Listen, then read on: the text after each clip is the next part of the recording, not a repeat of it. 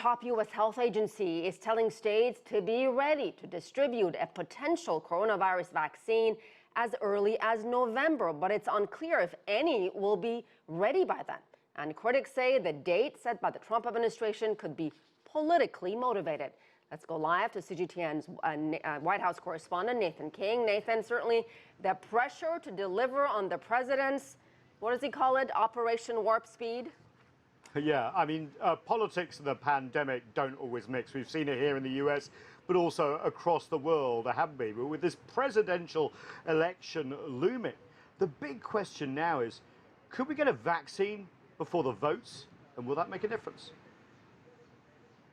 With the United States death toll from COVID-19 topping 185,000 and cases surging past 6 million, hope for containing the disease is now largely placed in the furious pursuit of a vaccine. Operation Warp Speed, as it's called, is compressing developmental stages while claiming to adhere to all safety standards in a bid to fast-track a breakthrough. If someone comes out and says, you know, I'm going to shoot for the possibility that I'll get it by October, you can't argue strongly against that. That's unlikely, not impossible.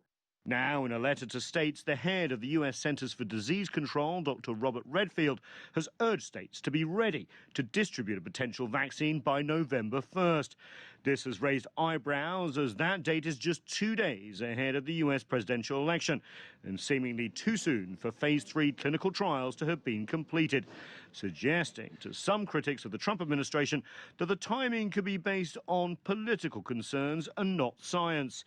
And scientists have recently warned that rushing any potential COVID-19 vaccine to market could backfire. The risk of approving a vaccine prematurely for use is that, first of all, it will make it very difficult to continue with randomized clinical trials. And secondly, that there's a risk of introducing a vaccine that's been inadequately studied, and that might either turn out to have low efficacy, thereby not doing the job of bringing an end to this pandemic. But on the campaign trail, U.S. President Trump is promising a vaccine is right within reach. We are delivering life-saving therapies and will produce a vaccine before the end of the year, or maybe even sooner. Meanwhile, as other nations like China and the UK continue trials for other potential vaccines, the efforts are more internationalized. China is testing vaccines in Peru, Bahrain and other nations and has pledged cheap and easy access to nations, especially in the developing world. The US, meanwhile, says it will not participate in the World Health Organization's efforts to coordinate vaccine development and distribution on a global level.